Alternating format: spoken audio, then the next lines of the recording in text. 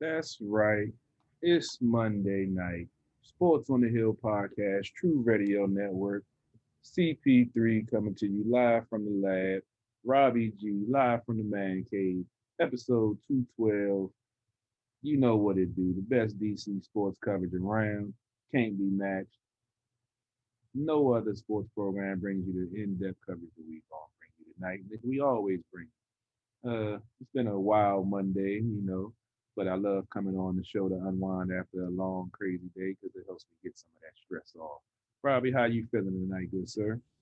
I am doing great. I'm just adding your feed to mine. So if people wanted to check us out, we're live over at facebook.com/sportsothp as well as on Carol's Facebook as always. So I appreciate that people get to check us out on a wide variety of different platforms and on your YouTube. And I think you're on your Periscope too. Is that right?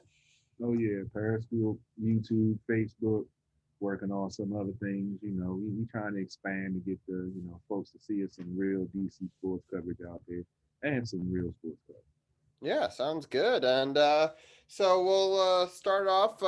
Things have been going pretty well for me, but we're going to do some news and notes to start the show. Then we'll bring in Anna Knox to talk some hockey. We'll then, after that, talk about the two championship football games that happened this past weekend. And then we'll get into the Wizards Roundtable. So it's going to be a full show. We're actually going to start off with a little bit of news and notes. Closer Brad Hand and the Washington Nationals agreed to a $10.5 million contract. He had a 2.7 ERA and a 1.066 WHIP. 104 saves over 306 appearances, and lefties only hit 150 off him, and righties hit 226, and he's only 30 years old. So it's just a 1 year deal, and he joins a group that includes Daniel Hudson, Tanner Rainey, and Will Harris for sort of the late bullpen. Also, Ryan Zimmerman is back to the Nationals on a 1 year deal for just about $1 million. So it's pretty cheap to get Mr. National himself back into the fold. So I'm excited about both those. What is your initial take on the Nats news and notes? Brad Hand is definitely a quality closer. Like you mentioned, adding him with Daniel Hudson, Will Harris, I'm still not too sold on. I mean, he was the one that gave us the home run in the World Series that allowed Nats to come back and win. And I don't think he's been as effective since then. Last year, he was okay. I believe he spent some time on the injured list. So add more closers and more depth to the bullpen is always a good thing. Um, and we forgot to mention Doolittle still out there also. So yeah, that's a loaded back end of a bullpen. Well, I don't think they re-signed Doolittle. Well, you don't think they, that's why I was wondering. I didn't see any news. That's why I I did bring it up. think I I did. don't I don't think I've seen that yet. So I'm not. Man, I hope so, man. I love Doolittle, man. I love him. I love him. I love the Yeah, way. there's some talk that this guy Hand might be to replace Doolittle though. So I'll be interested to see if they kept both. But you can never have too many closers and late Yeah, inning they had guys. him So on the run when they had Hudson and Doolittle, and they yeah, could flip flop if they needed to, and they had Rodney. Even though he was when he did get in there, he wasn't as sharp as he used to be. But they had a number of closers for each situation. Because sometimes you need the three strike, I mean, a 3 out save. Sometimes you need the 4 out, and we saw a 5 out save in the postseason last year from one of the closers. So, I mean, to have that versatility, I hope they do re-sign him because he was pitching outstanding. After he spent this stint on the injured list, but I would love to see him back. And yeah, Ryan Zimmerman, it was no big surprise to me. Everyone when they made the Josh Harrison sign him for first base, everyone was like, "Oh, what are they going to do about Zimmerman? Is he not going to come back? Is he going to test free agency and go somewhere else?" And Ryan, he loves this team. He's like you say, he's Mr. National. He probably couldn't imagine himself wearing another uniform, let alone us seeing him wear one. well, he But said he would either retire or as a or would come back as a national. I mean, he said that before he took the COVID year. I don't think that the year off for COVID was going to change his mind on that. So I mean, I agree with you. I don't think he was ever going to go anywhere else. yeah, So so. it's good to see him back, in a reserve role, but it is what it is. He's back Yeah, with for $1 million, and you can sort of, if he doesn't work out well, you can kind of bury him. And I know that there's news coming out that they may not go to the universal DH and have the expanded playoff format. That was offered to the Players Association today, and it was declined. I thought it was interesting that they tied one to the other, that you had to agree to the extended playoff format and the DH. Like, it wasn't like those are two separate things unrelated, which I think that maybe they should be to try to get them passed. But so it's interesting that they tied them together. Brian did message me just now. He's listening in. He thinks that Doolittle is gone with this hand move. So it'll be interesting to see what they do. thank God for raining on my parade. I know. I'm sorry. Switching gears real quickly to Caps news, which is what we're the segment we're about to get into. Obviously, you've probably heard now. The post we did got 8,000 views on it for about the unfortunate COVID situation with the Washington Capitals. So last week we were talking about it with the Wizards. This week we're talking about it with the Capitals. Unfortunately, all four Russians were found in a room together. There was a big time fine levied against the Capitals. The talk is originally they were seen in the locker room without wearing masks, so they got a warning. Then Samsonov got COVID. Ovechkin came clean and said I was in a room with him, with Kuzi and Orlov. That triggered the fine, but obviously Ovechkin and Orlov supposedly already have the antibodies. So I don't know if that means that they're not going to get sick again. You can catch this again after getting the antibodies. It's not foolproof. And you can also carry it to other people without necessarily having it. So unfortunately, that meant a minimum 4-game suspension-ish. It's not really a suspension, but it's, that they have to sit out quarantine. So that's unfortunate for the four of them. Samsonov might be out even longer because he actually has it. And then to compound that, Tom Wilson gets a lower body injury, which is looking more and more like a groin injury, which, he says he can play, but he hasn't tried playing with guys coming at him full bore. He was able to get his first practice under his belt since the injury today. He says it's a little bit ginger. He thought it was fine, but they still haven't pushed it to the max yet. And it's one of those things that he's got to be careful about so he doesn't injure it worse.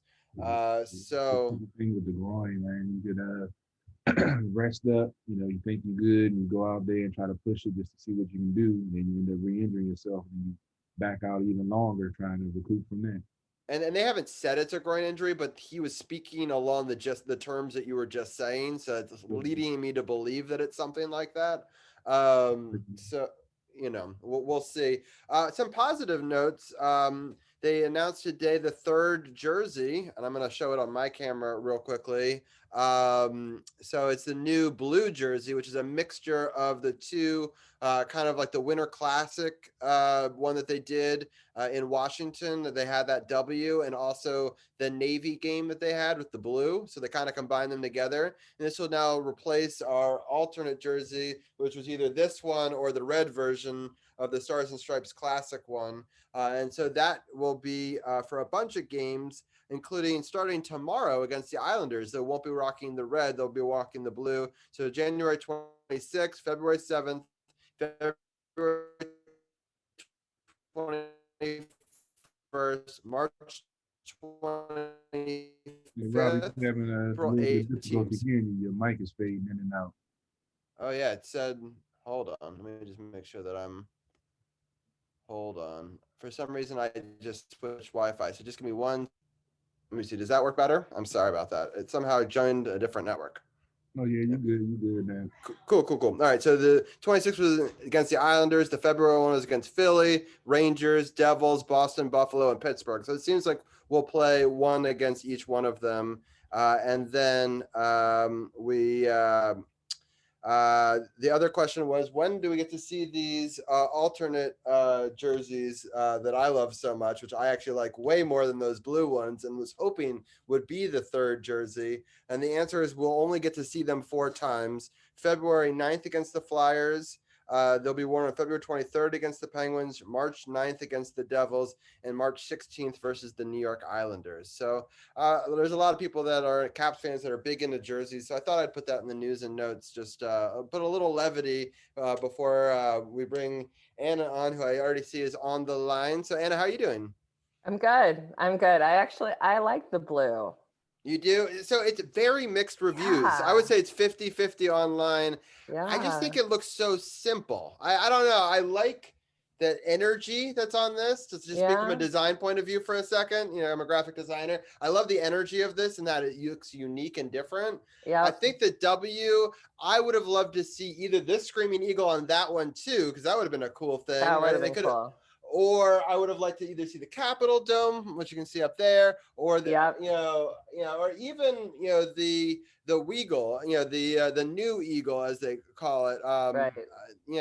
I wouldn't have mind having that be a crest. We've never seen the Weagle be a crest before. Thought True. that could be interesting as well. And the W, it's an homage to the monuments. You can kind of see the national monument in it. I don't know. It's not for me, but I know people are going crazy for it. What's funny is you can buy these right now online, easy to come by, but the Yeah. retro reverse sold out like that. So Oh, it did. Like it was crazy. But I have that thing about buying jerseys. So I know. I from afar, I'm like that. I don't know. There's something kind of classy, kind of cool looking about that blue one. But I get the Screaming Eagle though. I will have to say I've seen your pictures and a couple others, and I'm like, oh, this is pretty cool. Yeah, I love this classic design. All right. Yeah. Well, enough about jerseys. I'm sure people are here to talk Caps hockey with us. So what I'm going to do is I'm going to share this to a couple of our Caps, friends Sure in thing. different groups, and so that way they can ask them questions. While I do that, why don't you break down by period once again an unfortunate Penguins game, the second one of the season. I know, not everyone's favorite, but I'll do it. So last Tuesday was the second Penguins game, and we have at 4:55 the Tiger scoring his first goal of the season, assisted by Oshie and Panik. Pittsburgh ties it up at 16:52. Then we have Tom Wilson scoring twice. So fantastic. One at 16:58 and at 19:43 with assists by the captain and Carlson to give it a 3-1 lead. Second period is dominated by the Penguins. They scored 3 goals, but we do have a koozie goal to tie it up. So it's now 4-4, no goals in the third, going into overtime, and good old Sidney Crosby scores at 1:11. I will say, as usual, it's the Penguins. You want to get frustrated. Can we just talk about the face-off? Our percentage is absolutely horrific at this one. We are 37.1% for the Capitals and 62.9% for the Pens. Very, very frustrating. I know Laviolette sees it. I know he's trying to change things up. I know we're in a bind without the Russians, but this is terrible. But then again, we also have shots on goal. 11 for the Pens in the first period, 5 for the Caps, or excuse me, other way around. Shots on goal was better, but it's still that lacking in that second period. I still think that we need to see more. There's something, I don't know, there's something about the second period with the Capitals that we seem to kind of fall apart, but this was a 5-4 loss, unfortunately. And then, of course, there's something worse than having a Sidney Crosby overtime goal to solidify it. So, yeah, I'm going to get Carol's thoughts on it first. It was a frustrating game for me, but Carol, what are your thoughts? I was kind of upset because I didn't see the first period. I come in, they were up 3-1, second period. Then I see Pittsburgh come back.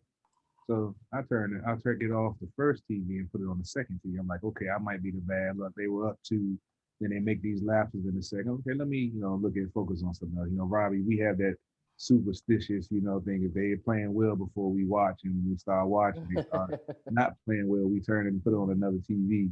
Just, we don't want to upset the hockey gods. You know how that be. You really, fans, you know how that be. Don't have that anymore. Oh yeah. Yeah, for sure. So then when I do flip to the overtime, it's right after Crosby scores. So I hate losing to Pittsburgh, and I hated being a Crosby goal that's a deciding goal in the game. But it was I'm mad I didn't see the dominance that the Capitals had in the first period, because I definitely didn't see it in the second. Yeah. They did play better in the third, but ultimately they gave up a 2-goal lead. So it's still early. I'm not in panic mode. They still been sitting pretty good in the division. But yeah, Laviolette, like I said, it's your boy Robbie. So, Trotz was my guy. So, I understood, the frustration of 4 years until they got the cup.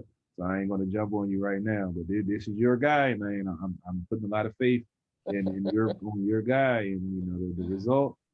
I mean, it's still early, so I'm not mad. But I think the results are great. I'm gonna take a completely 180 view on this. I am so excited.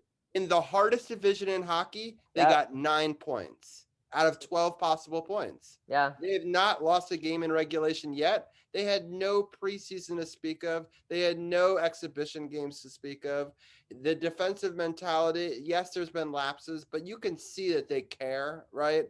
They're still able to score with and without some of their big-time scorers. I mean, Ovechkin hasn't been their leading scorer. Backstrom is doing it. Verana is doing it. Tom Wilson's doing it. For me, it's all coming. Offense has never really been the issue. It's the defensive lapses. I mean, we know this team can score no matter who's out there, because they have so much skill, even if they're missing a Kuzi and Ovi, that they still have enough talent on this team that they can, make any team look foolish at any given time if they're executing. Right, but they got to overtime, right, and or beyond in every game, or won it. So for me, yeah, the defense had some problems. There was also, I think, a huge skew in penalties. I mean, getting called for things that the other team isn't. And I don't want to be a homer about it, but at the same time, if we can overcome that and still force an overtime and get a point in some of these games, I think that's pretty impressive. And I'll just go really quickly to speak on an interview with Brendan Dillon today that Elliot in the Morning did earlier that I thought was fantastic. I think he might be the best morning show for sports on the radio, which is funny. Caps fan. Because he's a shock jock, but he's a diehard Caps fan, right? And he's been following the team and working with the team for a long time, and the Kids Who Cares and all that. So he interviewed Dylan today, and Dylan was raving about Laviolette. Now, I know that you're almost always going to rave about the coach, right? But he said that he loves the mentality. He really wants to play for him. He's shaking stuff up. He's doing all the right things. He's saying all the right things to them. And I don't know what's going on in the locker room. And yes, you're probably always going to say something positive, right? But you don't have to be glowing about the guy, right? You could say, it's fine, right? And for me, I mean, I know that Brendan Dillon hasn't been here a long time, right? Even though it kind of feels like he's been here a while, but I thought Brendan has been one of the best players for us, on the defensive side. So I agree. Saying that his commitment to defense and it's all there, and that they basically, without Tom Wilson and without the 4 Russian, that's a tough team. I mean, Vic Vanek, double V as we call him, for me, he's done incredible. He's was just an AHL goaltender, and he's been stuck in this situation, and he hasn't made every save. And the defense, Chara did give up a pretty bad coughed up one, but I thought that he made up for it later in that game.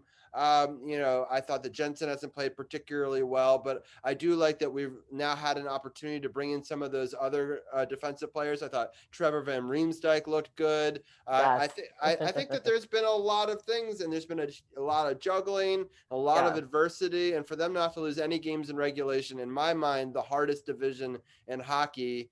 But we'll have to see. We've been playing a lot of Buffalo, right? So we're going to see what happens when we play the Islanders, what happens when we play Boston. They've been better teams so far. But overall, as we've said, there's not enough games to truly decide. But the fact that even in their worst games, they still were able to get a point, I think that's, speaks volume to the coach. I can see how you can look at it like that, but it all comes down. You still have to look at how they lost those games. They had 2-goal leads in those games. And I understand, you're happy to get a point in those games, but like we spoke about last week, these are 4-point games. If they would have played defense and not had those lapses, they could have really put their foot on the throat of the division right now with those games if they would have played a solid 60 minutes. Not saying, like you said, it's early. I'm not in panic mode. I'm not saying that they suck. I'm just saying they know what it takes to get to the promised land. And they shouldn't have to wait until, towards the end of the season or some adversity to have to put in the buckle down and know what needs to be done. That's what this team is built to do. And the fact that they are doing it, to me, is the biggest thing that is the issue to me, because I understand, no training camp, they're still, learning a new system and boom, boom, boom. But they know that the hustle, the defense, and the blocking shots is what got them the cup. So even if the offense isn't, figuring itself out in a new defensive scheme isn't, you still know how to get into the shooting lane. You still know how to play solid defense 200 feet on the ice, not just in certain areas. And that's what we've been seeing. And we don't want them to relapse into the old Cats and then wait to that buy-in moment when they decide to say, okay, we need to start playing defense. They need to do that now with the shortened season. That's just my issue that I have. I think they have stepped up. I mean, no, I agree, Carol, absolutely. But I feel like when you're suddenly handed hey, these 4 players, the captain included, are not going to be in the lineup, and a goalie, like, that's huge. And I feel like the players, they came together. I feel like I've been, and we feel the same way. It's like, I love Tom Wilson. He has been fantastic, even though he was injured, and, we'll see what happens. I felt like they played strong yesterday. That second period seems to be kind of this, like, that's a frustration, and I like to see more during the second period. But I feel like with the hand that they were dealt, they did well.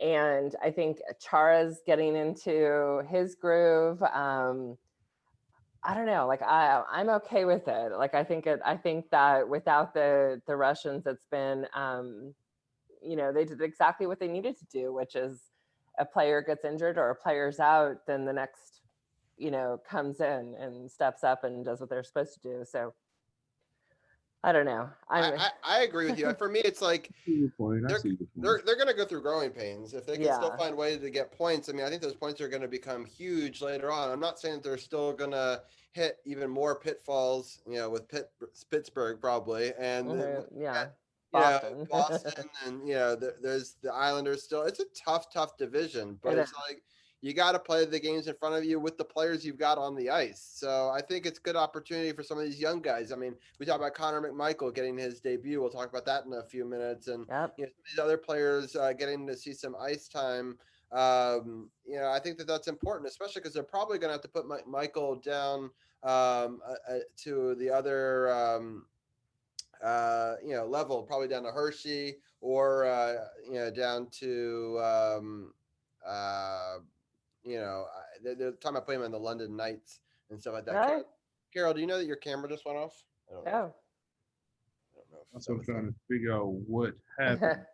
I unhooked my power cord, and next thing I know, everything was off on my there you go. software. Oh, this is a different camera now. That's weird. Did your OBS crash? Nah, for some reason when I just disconnected my power cord to my computer because it was fully charged. I don't like overcharging it, and for some reason everything shifted when I took the power cord off. That's weird.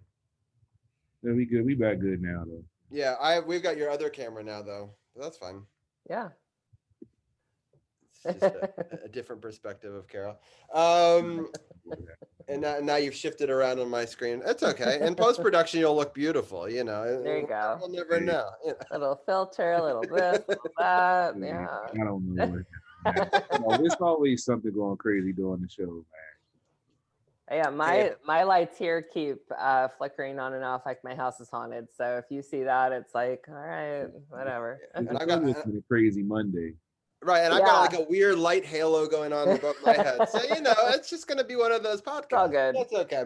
All right, let's get, we kind of broke down the Pittsburgh game other than the fact that it's annoying that Sidney Crosby won it in overtime. Not surprising. Nope. It was a close game. It could have gone either way. Well, that's just it. We have to just take it as it could have gone so much worse. It could have been a shutout. It could have been this. It could, and we didn't have that. So I whatever. I'll take it. But home opener game against Buffalo on Friday. No Russians, and it was good. It was good. So we have the first period, Buffalo scores, followed by Backstrom, which is his third of the season, which I'm sure, Robbie, you were excited about because I love the fact that he is doing what Backstrom does. He's that silent player. He is one to watch for, and he's just fantastic. And that goal was assisted by Wilson and Dillon. Second period, Nick Dowd scores his second at 4:14. Buffalo scores, and then we have a Verona goal, which is awesome, scoring his third. But then Buffalo does tie it up. No goals in the third, and we go to that shootout. And here we have Mr. John Carlson winning it for us in the shootout. Fantastic to see. I will say the one frustration, in regards to statistics, there is no reason why on the face-off we should have 60% towards Buffalo and 40% for the Caps. That is a huge weakness, and that is a huge frustration. So that was my big, what is going on? Laviolette, what are you going to do about this? kind of thing.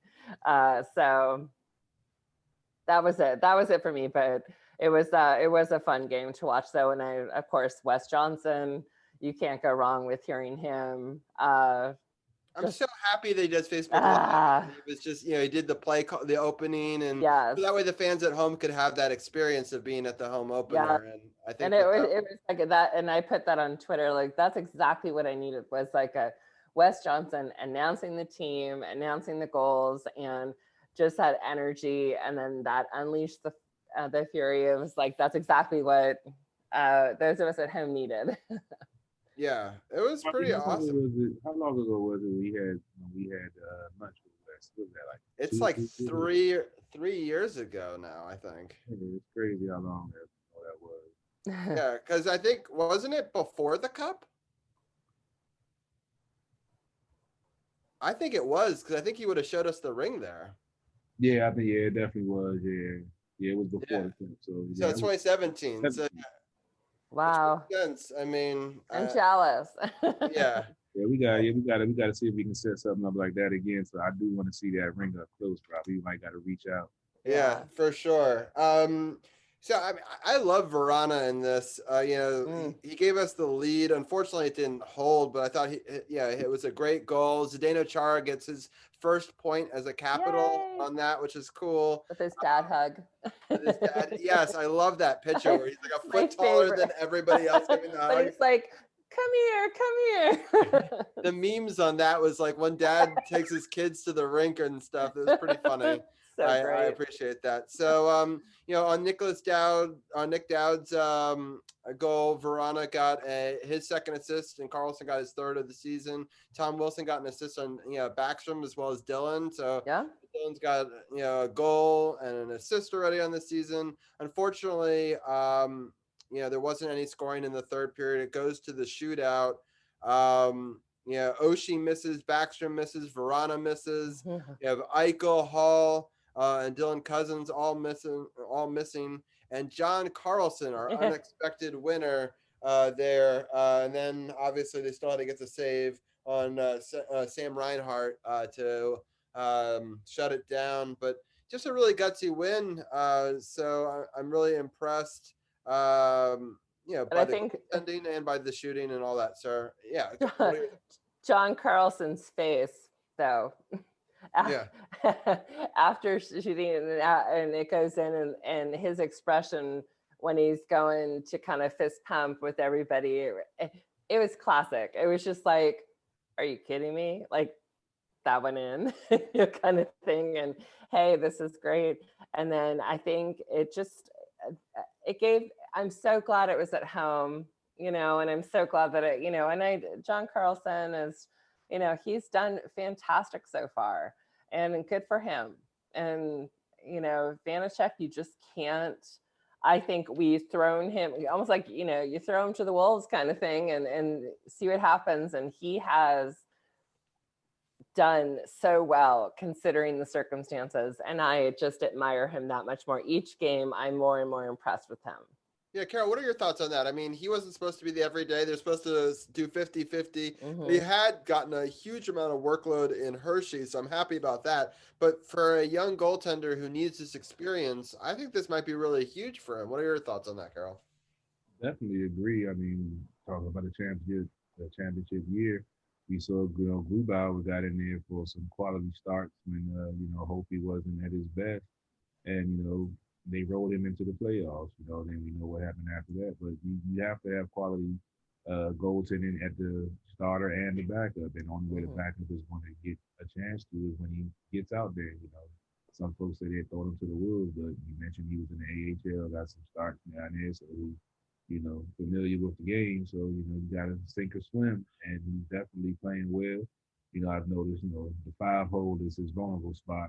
We've seen him a couple of times where players will get the advantage in their deep or, go to their backhand, but the 5-hole, I feel like is only. And bar down on, I think it's his glove side. That's most with the glove side. That's most goalies when that bar down. And that's what they talk about, most aim for the top corner on the glove side, because it's, for some reason, it's so hard for the goalie with them used to having a blocker on the front. Like they can't, cup it, or it's like they have a hard time deciding, should I block it or should I try to catch it? And by the time you think about it, the puck is fast. So, but I think that, like I said, that's only, flaw I see in his game right now. But I mean, on the plays that he got beat, it was, quality plays. It wasn't like it was, he just got embarrassed. It was a hell of a play that they scored on him. So, I mean, it's always good to get experience, for a young guy that helps build his confidence, and you can critique his game from what he's doing right and what he's doing wrong and help him get better. So, to me, that's always a positive. Yeah, I'll speak to. I think I like that he is staying in net a little more than Sammy was. I think that he's not the puck handler that maybe like Braden Holtby once was. Where that always still made me nervous too whenever he did it. But he was pretty good at being able to play the puck outside of it. But that's fine. I mean, you've got other people that can go back and get the puck. I'd rather you just stay in net. You focus on the fundamentals. And he was in the All-Star game for the AHL last year, and he won the MVP for that. So not only was he at that level, he's elite at that level. So it's not like we're starting off as he was an okay goalie at the AHL level. We're starting off that he deserved an opportunity to move up, and they thought this was his opportunity here. And it'll be interesting to see how he does against the Islanders, who are a dangerous team, and against Boston. And but going along with that, though, I was going to say, like, for Laviolette to come out and say that he has 2 young goalies that he has faith in. This is going along with that. All of a sudden we have one that has COVID, and all of a sudden, we've got Anderson on the side. This is a chance for Vanacek to say, okay, these are the cards I'm dealt, and this is what I'm going to do with it. And I think Laviolette put so much faith in him, and good for him. And I think that we've seen that he has an incredible amount of talent and potential. Yes, he's let goals in, but you know what? It hasn't been terrible. Yeah. And, it's funny that people were like, oh, I wish we had Braden Holtby still. Well, if you look at what Braden Holtby's numbers are, his are career worst numbers in goals against and save percentage. So, I think rose-colored glasses, yes, we want the Holtby from the 2018 season, but I'm not sure that that's what Holtby is now. And he hasn't at least proven that through his first 4 games. He's 1-2 lost to. He's going to be all right. He's a creature of habit. He's a routine guy. So he's new arena, new team. He's still trying to find his way. We've seen it when he was here, when he was in the groove, that sometimes, he gets out of it. But Brady's going to be fine. But my only point was, I don't. People who are clamoring for him to come back immediately. I'm not. I'm not necessarily. Come on, Robbie. You see, you're too engaged in those groups. Those groups are just. I think they're smoking that 1990s crack in some of these Right. fan groups. They got some of that old good that drove you crazy to go do crazy stuff. Because some of the stuff I actually, well, not to get off on a tangent on football, but just to parallel, I actually saw a post of somebody said that the Washington football team should trade either Deron Payne or Jonathan Allen for Matt Stafford. I almost threw my phone when I saw that. Yeah. And I'm like, you guys are idiots. We finally get the defense right, and you want to trade away core pieces of that? It's just like for a dude that's 35. Yeah, no, I'd rather roll the dice. I mean, it's not. I mean, I would take Matt Stafford on the team, but I don't know what I would be willing to give up for it. But yeah, for me, I think we give Double V an opportunity to get some vengeance in this first game against the Islanders. Yeah. And then we go from there. I would like to see Anderson maybe get the second game, just because I'd like to see him and see what he's still got, because a lot of people don't like Anderson, but he played behind a terrible Senators defense. And I don't know if he ever got and I think he could be a pretty decent goalie. Mm-hmm. It's not that I want him to be, one or two or, but I'd like to see what we got with him. I think, spell double V. What? Craig Anderson? Yeah. From the Senators. No, Robbie, I've been so out of it working so much, I didn't even know that he was on the team. Yeah. But Craig Anderson, he's a quality. You made a very valid point that he's always had a porous defensive front. Even though the Senators are known for their defense, they work, but he played solid in front of him like they normally could.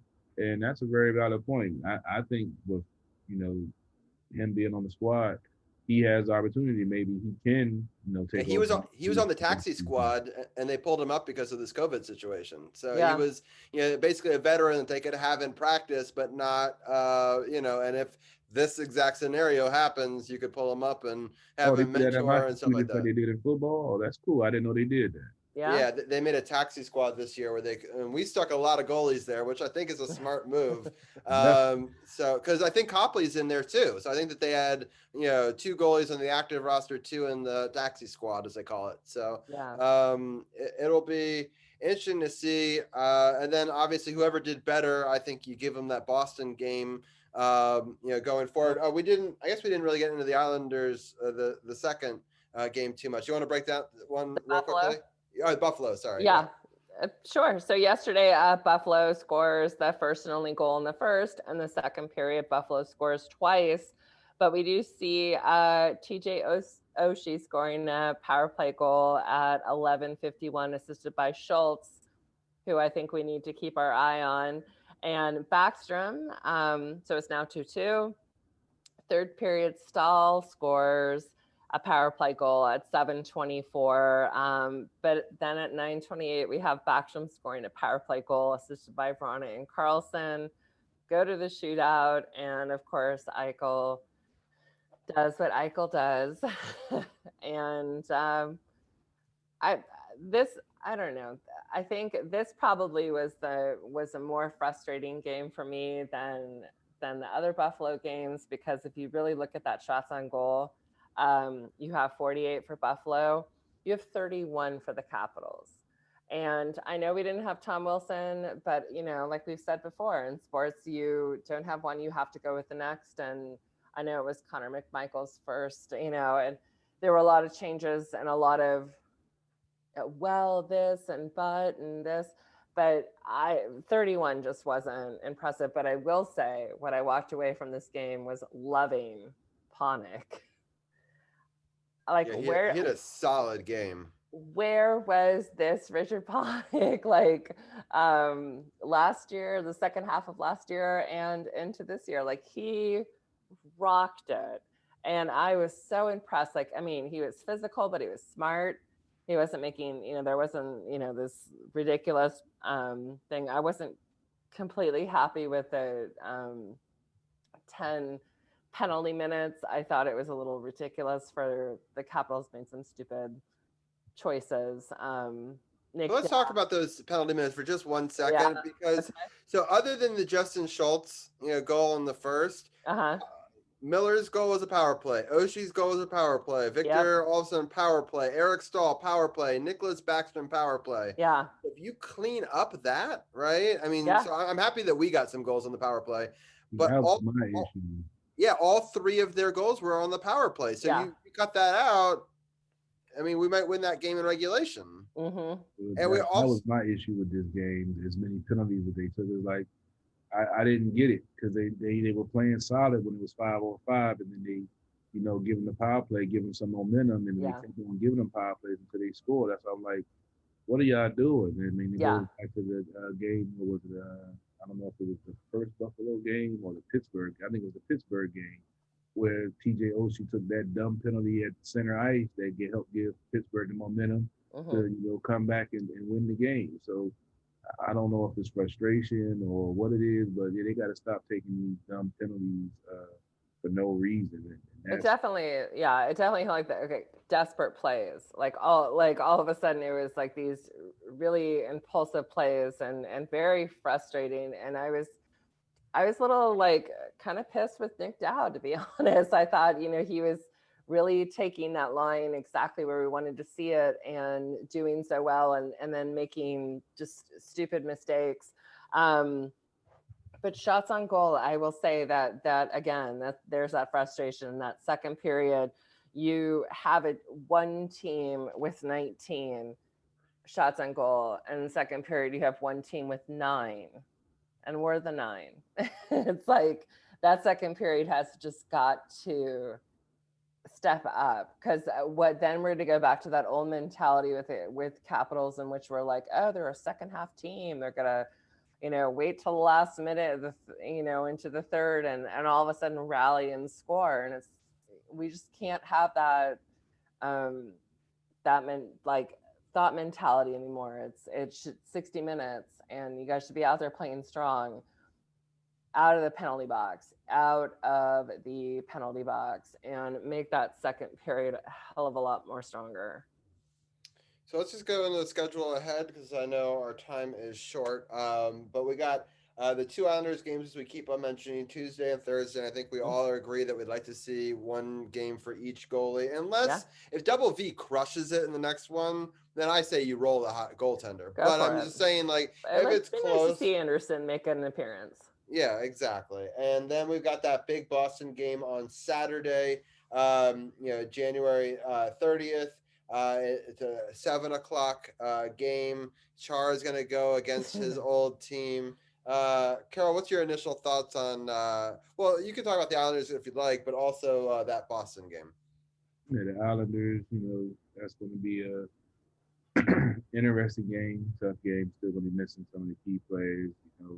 Trotz is going to have the Islanders playing well defensively. And, if they get a lead, a whole different ball game playing them. So they're definitely going to play a solid game. Want to play 60 minutes and not take dumb penalties, which we just spoke about, in order to get 1 out of 2 against them, maybe 2 out of 2. And then Boston, I'm not really too concerned about Boston because the Capitals pretty much had their number lately. Charles going to be ready for it. Team is going to be behind them, and I expect a win, if not a blowout against Boston. Be careful, Carol. Boston has looked so good the last week. I mean, I don't know if you've seen any of their games, but they've looked incredible. My Capitals 5. Yeah. Okay, that's fair. But I'm just telling you right now. I'm going to pull up Boston's last week. They were able to beat Philadelphia 6-1, beat Philadelphia 5-4. They did lose to the Islanders in a close 1-0, and then they lost to Jersey, which is a bad loss, 2-1. But then they were able to beat Jersey 3-2. So a lot of these close fought games. So a lot of low scoring games, which is what worries me a little bit. But it'll be really interesting. Also, I want to mention, we're not going to preview this one, but I do want to mention next week live on the podcast at 8:00. It's a 7:00 game on Monday, February 1st. So we'll be at the end of that game when we're talking live next week. So that'll be exciting. Usually we're talking about the beginning of a hockey game, but that'll be interesting to talk about the end, or maybe even call a shootout live. So that'll, we'll be recapping these three matches, but also talking about that live Boston game, which will be a rematch. I mean, one team's going to win, so one team's going to need that second half. So it's a lot of these interesting mini series. Anna, what are some of your thoughts on playing the Islanders and then the Bruins? I think with the Islanders, we would have an amazing chance to win if we have better face-off percentage. I think that's the big thing. What they have to do is not have in their head their lineup, the Beauvillier, the Lee, the Peugeot, the Barzal, like all those huge names, knowing that we're not going to have our Russians yet, so it's either going to take that as a challenge and rise up and say, yeah, we're going to be able to do this, or, there's a little bit of intimidation with those players and how well they were last year.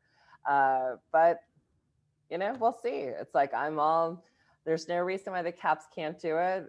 We've seen fantastic plays. Wilson will be back, and Vrana and Oshie. Backstrom's been amazing. And then, of course, like we said, Dylan and Chara. So I'm looking for wins against the Islanders. Boston's another, you just don't know with Boston. You just don't know. I think that if I was to look at the Boston Bruins team this year, and I know everyone talks about now that Bergeron's the captain and you have Marchand, I think you really have to look out for is that Charlie Cole and McAvoy. I think those are hardcore Boston players that you have to look out for. And then, of course, you have their two goalies. You have Halak and Tuca. Yeah. So I mean, we've done pretty well against them. That's why I'm not really concerned, because they've had both of those goalie numbers when they get high. And the Caps went on a 13-game winning streak over Boston. So I mean, Boston is playing good hockey, but Capitals is like when they see that yellow and black, they just go take it to a whole different level. It'll be interesting to see them as a division rival, though. We've never seen them in that context before. And then with It's all good. By then we should have Ovi and Kuzi back along with Orlov, so we should have almost a full staff without Samsonov. But yeah, hopefully. I think they're going to come out, especially with Ovi probably being back for that game. That's why I predict a blowout. I think they're going to just be happy that they're back out there through this stretch that they've gone through. Like you said, they got a point in almost every game, so they're playing well, but they know they can play better. So I think once they get back inserted into the lineup, hopefully we'll see some better hockey offensively and defensively. All right, real quickly, last thing I want to mention, I just wanted to give people a little update on the standings because it's such a weird year. It's these silos, right? So in the East, Washington's leading right now at 9, but Pittsburgh has been on a 4-game win streak, and they're right on their tails at 8. So remember, like a week ago, we were like, Pittsburgh's in the basement, right? But they always seem to do that. Well, the second you think Pittsburgh's in the basement, bam, all of a sudden. streak, and they're suddenly right back up there. Philadelphia's got 7. New Jersey's got 7. Boston's got 7. Islanders have 6. Buffalo's only got 5. And the Rangers sit down there at 3 points. But they're all dangerous. It's, it's a very, very tough division. Just really quickly to give you a sense of the other divisions. In the West, you got Vegas, Minnesota, St. Louis, and Colorado as the top 4. And then the bottom 4 that are trying to fight for those spots are the Los Angeles, Anaheim, San Jose, and then Arizona's at the bottom. So I think that in the West, Vegas is just dominating. They already have 10 points. They only have 1 loss. But I think my connection is Vegas. Yes. I'm kidding. Just got some breaking news. Oh, yeah, right. In the NHL scene. Ex-Arizona Coyotes GM John Chayka, I'm guessing, is suspended through the 2021 season for conduct detrimental to the league and the game. I believe this is the GM that said some choice words to a female reporter or something. I'm not sure. I'm trying to remember now reading the article.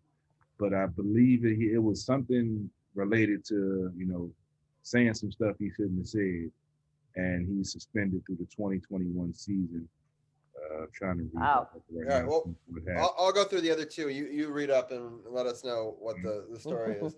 On the North, which is the weird new Canadian division, Toronto and Montreal both have 10 points. Winnipeg has 8. Edmonton has 6. So those are the top 4. And in this division, there's only 7 teams. So Calgary is right behind Edmonton with 5 points. Then Vancouver with 4. And then Ottawa's at the bottom with 3. And then in the Central, this is such a weird division. That's yeah. It's so strange. Tampa Bay, the reigning Stanley Cup champion, they have 6 points. Columbus has 6 points. Chicago has 5. And then Dallas has only played 2 games, but they won both of them, including, I think I read somewhere that they were like 7 of 8 on the power play for like the first 2 games or something crazy like that. So they've won both of their games. Carolina has only played 3 games themselves. They have 4. Nashville has 4. Florida's only played 2 games themselves. They only have 4 points. And Detroit, who's played the most games with 6, also has 4 points. So just a very strange division, especially because Dallas and Tampa Bay, who were in the Cup together last year, are sharing a division, which I think is quite crazy. strange. So, well, and then on top of that, I got a call from my mother today that her and her Winnipeg friends are like, Patrick Laine was traded, and it's a big deal. I was like, these are the breaking news phone calls I get from my mom in California to tell me. I never thought they would trade him. So I mean, that was pretty big news either. But Dubois good, so it's it's and he's young, so I think that's why. But yes, I had a whole Canadian Winnipeg Jets rant from my mother this morning, and then we moved on. Yeah, I'm not sure about that trade. I feel like they could have got him for less, but whatever. Yeah. That's their call. All right, Carol, what was the verdict on the story? All right, this is an interesting situation. This hasn't had anything to do with saying any appropriate things to report out with another GM. This is out of a situation in Arizona where the club was actually stripped of a 2020 second round pick and a 2021 first round pick for violating the scouting combine policy of conducting physical testing on draft eligible players. And after that levy came down, Mr. Chakya, if I'm pronouncing it correctly, decided to go and shop his services to other NHL clubs. Only problem with that is he still has 3 years under contract in Phoenix. So Scandal. now with him doing that, he is now officially suspended until 2021, where he can have no contact with any NHL team whatsoever. And he apparently signed a letter of resignation to leave Phoenix Coyotes organization. So even by doing that, he's still suspended for a whole year, where he cannot work for any NHL team for a whole year because he was shopping his services while under contract because his team had got levied a penalty for doing some things they weren't supposed to do. That's wild. That is crazy. Well, that's a story. Well, thank you for breaking that. But, yeah, I had no idea. Yeah, I had no idea about Me that. neither. Yeah. Well, there you go. That's why we do this show. Always breaking news. Always got some fun stuff. All right, and I did not see a Power Play Point podcast so far. No, tomorrow. You're taping it tomorrow, or We're gonna do it tomorrow because yesterday Gil wanted to do it like at 5, and I was like, listen, 2 NFL games and a Caps game, and I promise I can't give 100%. So he's like, we'll do it Tuesday. Sounds good. Well, so yeah, we'll see.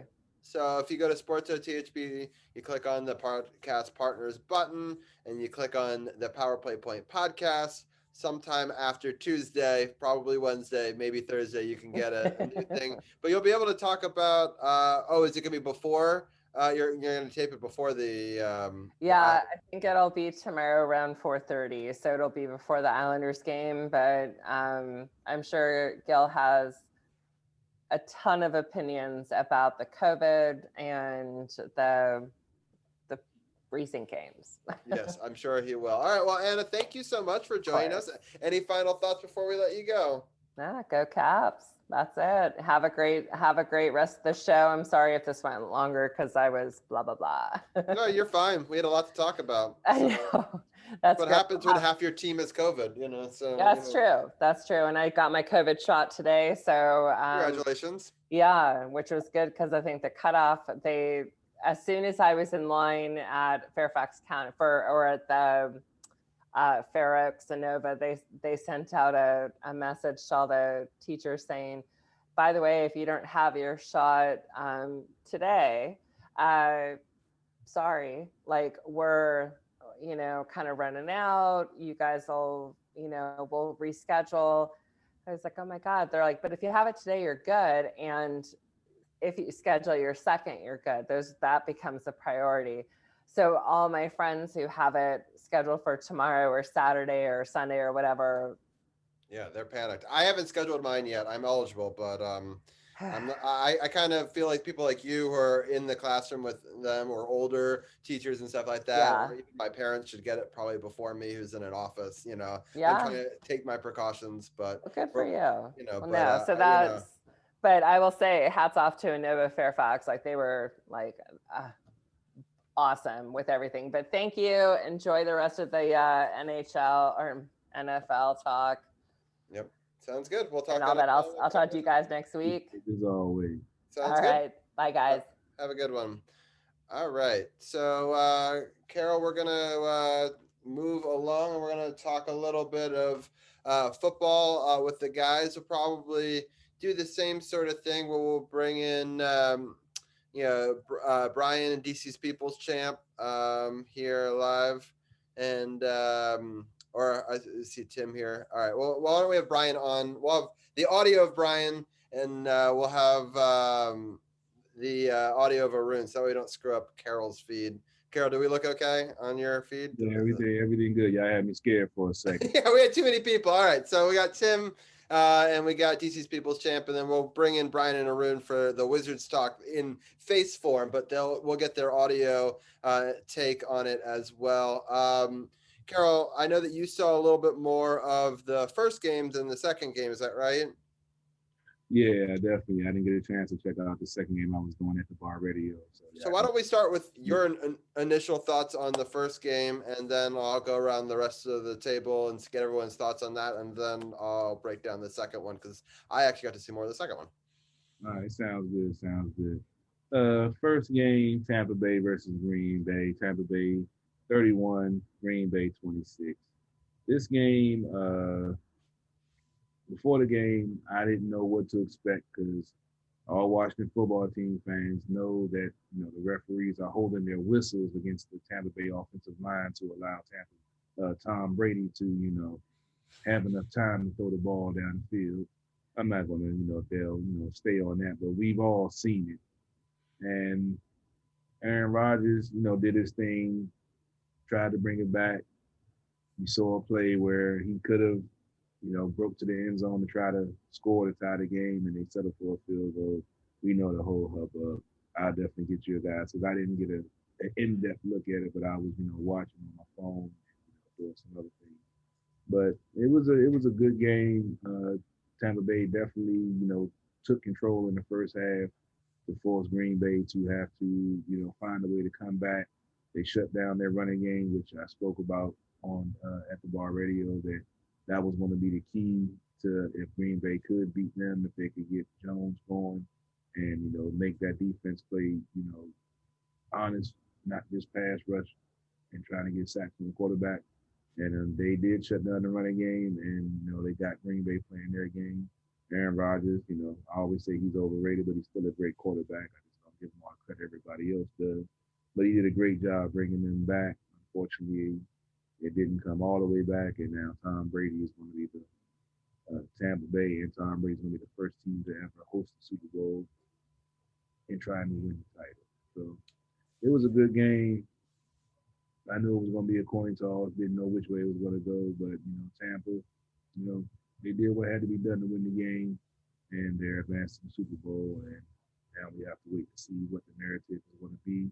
Is it going to be Tom Brady getting his ring without Belichick, or Patrick Mahomes repeating as Super Bowl champion in the Kansas City Chiefs?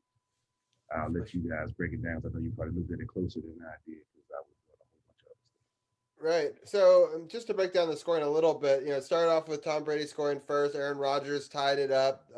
Fournette scored. Crosby kicked a field goal. Tom Brady at the very end passed 39 yards. The very end of the second quarter made it 21-10. The third quarter, Tom Brady continued his dominance. Another pass for a touchdown, 28-10. Aaron Rodgers tried a valiant effort at a comeback, scored the next two touchdowns, made it 23-28. The fourth quarter, a field goal extended the lead for Tampa Bay. And then Green Bay made a very interesting call to go for a field goal when I thought that actually Aaron Rodgers had an opportunity to run for a touchdown there, or at least get closer to make a closer fourth down. I think you're ever going to give the ball back to the GOAT with the hope that you're going to get an extra player possession, I think is a risky maneuver. I think you try to tie the game right there. But I'm going to get the panel's thoughts on this. I'm going to start with DC's People's Champ first. I think People's Champ just froze for a second. Let me see if that works. Champ, are you there? Yeah, I'm having some All issues. Right, why don't we do you as audio, and then we can bring one of the other guys in for the video for at least Sunday, man. It's a wild day, man. So, all right, why don't we? Well, because we can still hear you, Champ. So why don't you give your thoughts? Good. I'm glad you can hear me. Okay, so with this game, Green Bay and Tampa Bay, Green Bay had every opportunity they could, despite as many Packers fans seem to be saying on social media that the refs were doing everything they could to get Tom Brady to the Super Bowl. Green Bay still had every opportunity to win this game. I mean, Tom Brady threw 3 interceptions in the second half, and so they had every opportunity to get in. Now, granted, there was a call that was made that was, I don't know what you can say about that pass interference call that gave Tampa Bay that first down that ultimately led them to burn the clock and ultimately win the game. But again, you still had every opportunity. So to sit online and to say, "Oh, the refs cheated for Tom Brady" and all this other stuff, that excuse has gotta go out. Yeah. You're breaking up. Cheating for Tom Brady. Can you hear me now? I can hear you. Yeah. Try toggling off your camera for a second just to see. No, it's like the Zoom thing is like frozen. It's frozen. Got it. It's frozen. But my last thought is, stop blaming referees for losses when you had a chance to win. That's all I'm going to say about that. Stop blaming referees for your losses when you had a chance to win. That's all. Sounds now good. I'm going to fix this. Yeah. Why don't you try to log out and then log back into the meeting? That might quit out of the program, and then we'll continue the roundtable and just come in as audio when you come back.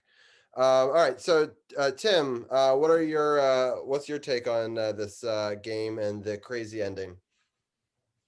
Yeah, I mean, I thought it was a crazy ending to the first half. That touchdown with 1 second left was basically the difference in the game. And Green Bay has to look at themselves in the mirror on defense for allowing that crazy touchdown. Like, you see that very rarely. So, I mean, you don't want to allow that to happen at home in a very important game. And I think they have to blame that. I think their coach definitely made the wrong decision not to go for it on fourth down. You have Rodgers. You have a fourth and goal that you can definitely throw a touchdown in pretty easily. You don't want to give it back to Brady, as you said.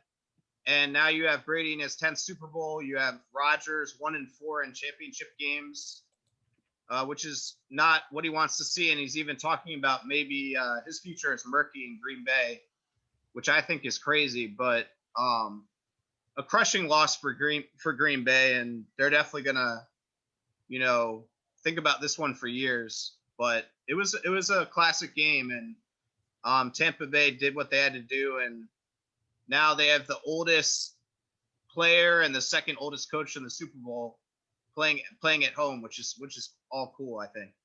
Yeah, I think it's going to be interesting to have Reed versus Brady again, where the conferences are flipped and Yeah, the teams are different. So I think that's kind of a weird thing because the last time they played each other, I was in college and I watched it. we were both sophomores, and Yeah, we're not young men yeah, anymore. So exactly. it's been a long So, time. yeah, so that's kind of interesting. It's sort of the beginning. I was a video game for a second. Jeez. Yeah, I was in a horror game. We'll see what's going on with the People's Champs audio there. We're gonna bring in Arun real quickly and get his take on this game. Yeah, thanks for having me on. I think, yeah, Tim alluded to that crazy play at the end of the first half. Miller with the bomb catch. I don't even know what the Packers were really thinking, other than let's not allow the field goal. Well, you know what else you shouldn't allow is a touchdown. And then Slipping. Carol mentioned Aaron Jones was shut down, and I guess part of that was him being knocked out in the third quarter on that fumble. I thought that was also like a huge play when Tampa Bay got the ball at the 9-yard line, and also I think further down in the rest of the game in their goal line opportunities in the red zone, Aaron Jones is the guy the Packers have been relying on in these key red zone situations, and with him not there, they really struggled. And I also think there were some bad calls, but the Packers still had plenty of chances to get it done. I'm not as angry about them kicking the field goal, especially since they got 2 interceptions off Tom Brady. And that pass interference call on the third down was kind of, I don't know, it's very late call. It's like a 50-50. So the Packers defense was playing well, and Aaron Rodgers was not getting it done in the red zone. And Robbie alluded to that play where could have run it for like 3 or 4 yards, then it probably would have been easier for him. Even if they didn't score the touchdown, this would have been closer to probably go for it on 4th down and made it a much more easier game. But props to Tampa Bay, they got it done. Their defense was all over the place, and the Packers, I think they choked a little bit in this one. Yeah, I agree. It was sort of a weird game. I just thought that Green Bay just didn't play like the way I expected them to. I thought of them as more of a complete team going into this game, and I just thought that Tampa Bay, well, I guess it just frustrated him. But also, I mean, I know people were questioning that last call, but if you're pulling on the jersey and the jersey's a foot extended away from the person and it's Tom Brady throwing the ball, they're almost always going to call that. I don't care the situation. Like, it's just that's the way it's going to be. Carol, what are your thoughts on that one? Yeah, I mean, I've seen some plays where the defensive back has had the grasp of the jersey, not as blatant as we saw, but we've seen it and we've seen them hold the whistle before. It's the refereeing in this league right now is so wishy-washy and iffy that you really don't know what they're going to call as a penalty.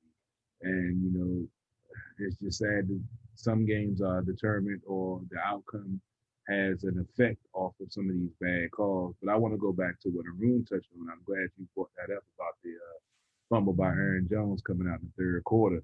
That was huge. I at that point I was watching the games. I was like, okay, Green Bay has a chance to come out here and try to get a score, make it a game, put some pressure on Tampa and see what they can do.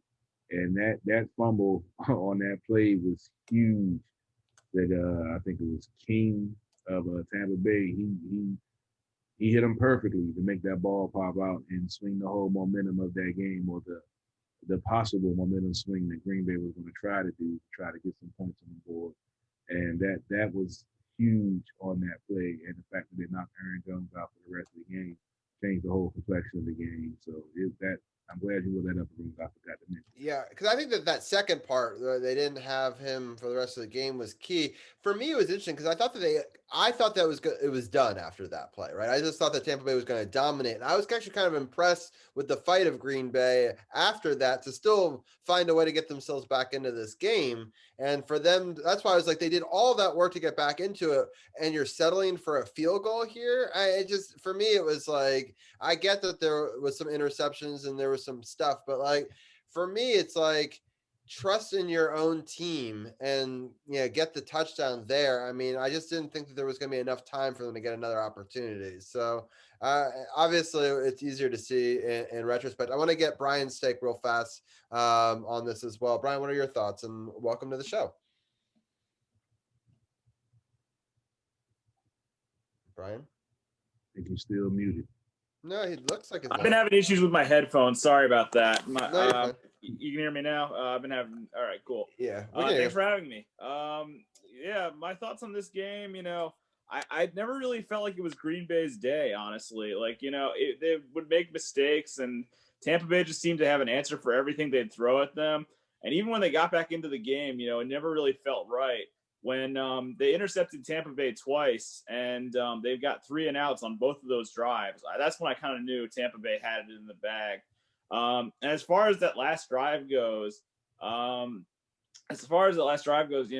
Rodgers probably could have run for it and picked up a couple extra yards, which would have made going for it on 4th down probably an easier decision for Matt LaFleur. But either way, I still think, like you said, Robbie, he should have gone for it on 4th down.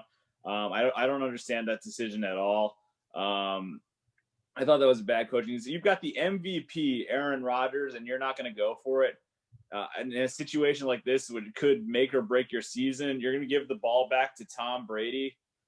I don't like that decision at all. I would have gone for it. I would have gone for the touchdown. It just doesn't make sense to me. But like I said, it never really felt like Green Bay's day. And congrats to Tampa Bay. They proved it. They went on a great run through the playoffs this year. And they've proven to be the best team in the NFC, honestly, and they deserve to be where they are. Right. So if they had run it and made it like 4th and goal, from the 3-yard line, and even turn the ball over at that point, you're forcing them way back. Maybe you get an interception or force a fumble, or they're starting from within their 5 in that situation. So for me, that's the play. It was open to run it. He should have run it. I actually think he would have gotten it to that pylon because he had other blockers that could have gone out in space right there, and they had a lot of mismatches out on the flat. And so I think that they could have actually probably gotten to that pylon. But regardless, I think it would have put a lot of pressure on Tom Brady versus a field goal, and then you kick it off, and then they get the ball at the 20-something, and make a couple of plays, and the game is over.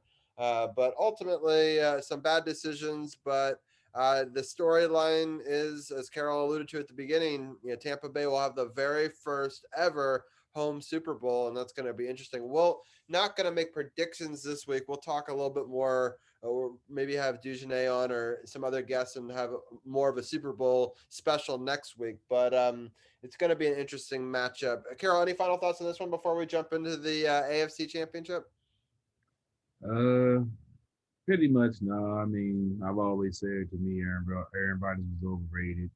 And I already talked about the narrative with them, allowing Tampa Bay's offensive line to get away with headlocks and arm bars that should be on WWE, which I'm watching right now.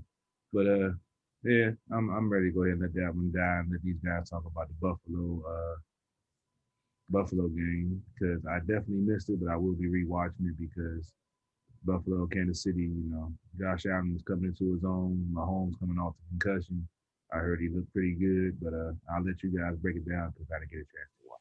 Yeah, one last thing about the NFC before we move on. Aaron Rodgers, Drew Brees, and Tom Brady have the same number of NFC championships. And and Tom Brady has only been in the NFC 1 year. So that's an interesting to speak to your point about Aaron Rodgers is great, but he's obviously not Tom Brady great. So, Yeah, I've been saying that for a while. Yeah. So, all right, let's get into the other game. I'm going to break down how the scoring went down, and then I'll get the roundtable's thoughts on specific plays. Buffalo started off hot. They started off with a 51-yard field goal. Then they got the ball back on a crazy play. Josh Allen was able to score a touchdown. So basically, in the first couple of minutes, they were up. They didn't miss the extra point. They were up 9-0. So basically, Kansas City spots them 9 points, and then Mahomes takes over in the second quarter. He scores a touchdown. Then there's a rushing touchdown. And then another rushing touchdown, and right after, so they're now up 21-9. Buffalo's able to get a field goal before the end of the half to make it 21-12. Kansas City scores a field goal to start the second half, made it 24-12. A field goal for Buffalo made it 24-15. Mahomes scored a touchdown to his tight end, made it 31-15. Then he scored another touchdown, same combo, made it 15-38. And I thought it was over at that point, but Josh Allen said he had a little bit left in the tank. He scores a touchdown, and then they kick a field goal at that point to make it 24-38. But what's amazing is they got an onside kick in there to even make it a game. They tried to go for two, and they missed. But honestly, it was a really interesting fourth quarter that I thought Buffalo had no chance, but they kept on kind of staying in it for a bit. So a lot of breakdown. I'm going to go to Champ first and get his thoughts on this matchup. Where my homies? That's all I gotta say about that. I mean, Patrick Mahomes, man. This dude right here. There's a reason why he sat behind Alex Smith before he finally got the start. Is that they groomed him to be ready for situations like this. And oh man, even though yes, Josh Allen and the Buffalo Bills came out hot in the first quarter, getting out to that 9-0 lead, but Mahomes was not rattled. He was not rattled. He was not shaken. He was very calm, composed, went out there and did his thing. But the one thing that really stood out to me about Patrick Mahomes was that whole issue with the offsetting personal foul penalties. Patrick Mahomes was on the sideline and he got out off the sidelines and pushed people back onto the sidelines because he knew the magnitude of this game. He knew that if we win this game, but somebody from the sidelines comes onto the field, we won't have them for the Super Bowl. So he knew as a leader, you guys got to get back. We can't afford to lose any of y'all if we go to the Super Bowl. And for a kid of that age to have that sense of maturity and that sense of leadership to know, hey, we can't afford to lose anybody to suspension for coming onto the field for this situation, shows maturity beyond his years. And that, along with the fact that Buffalo went out to that quick start and he was able to ride the ship and they were able to do what they had to do, just big techers, as they say in the UK, big techers when it came to Patrick Mahomes and his Chiefs offense. And I mean, it's going to be a great matchup between this Chiefs team and this Bucks team in a couple of weeks. But KC absolutely showed why they are in this position that they were in the AFC. Even though Buffalo did try to make it a game partway through, but it was just too much Chiefs. So, Tim, I want to talk to you about this crazy play that happened. So, there was a good defensive stand. There was a punt.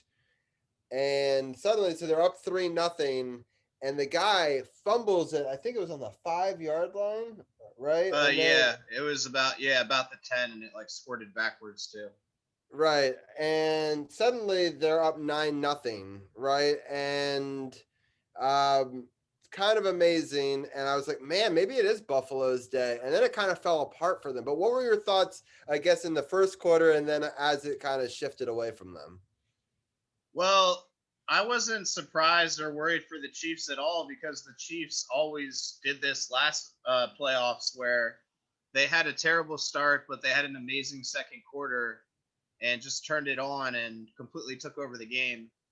And it even started right away because Tony Romo did the hilarious, and the Bills are up 10-0. And then he immediately missed the extra point right after that. And then the game went downhill.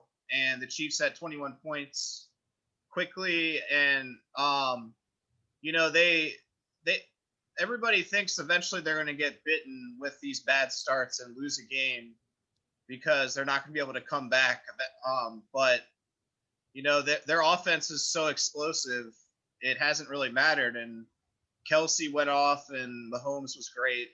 He didn't look hurt at all. He was really athletic and looked, like completely healthy. So they're definitely the favorites in the Super Bowl, and I can see why.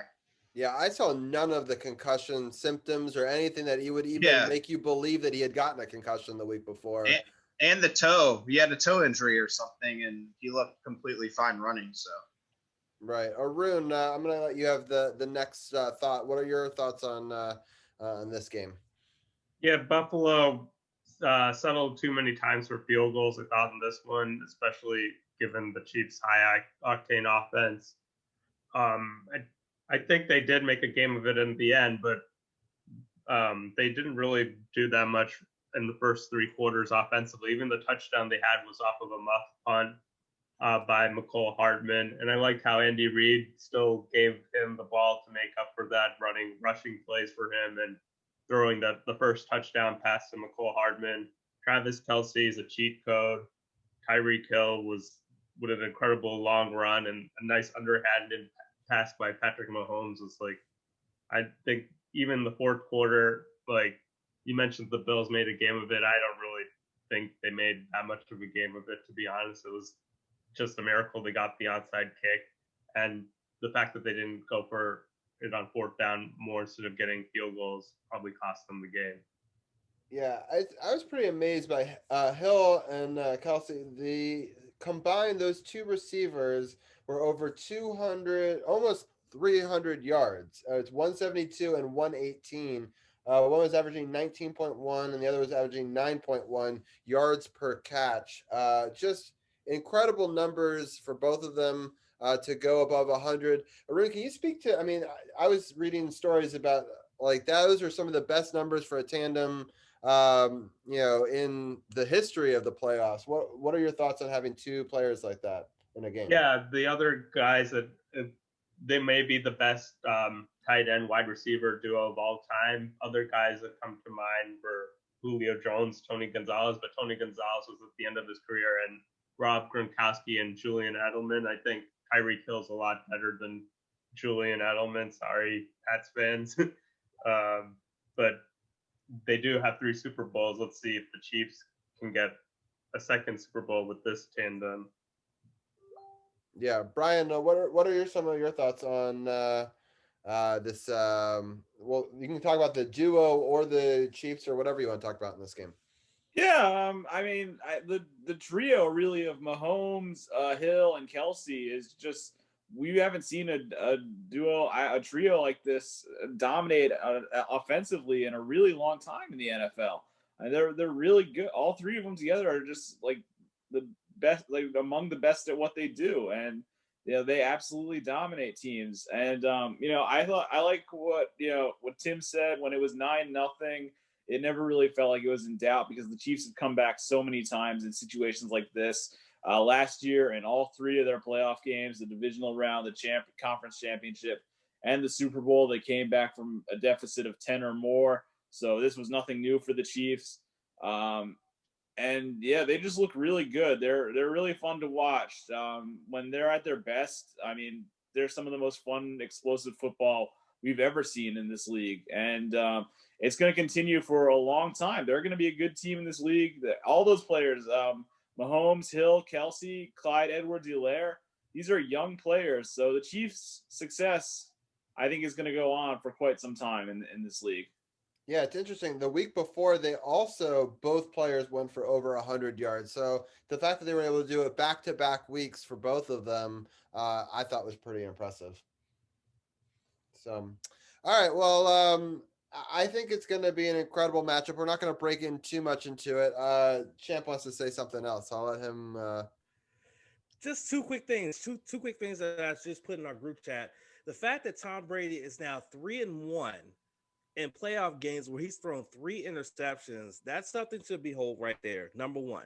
Number 2, apparently Tony Romo is Nostradamus, because when these 2 teams faced off in week 12, he actually predicted this matchup at the end. He said he had a feeling that these 2 were going to play each other in Tampa.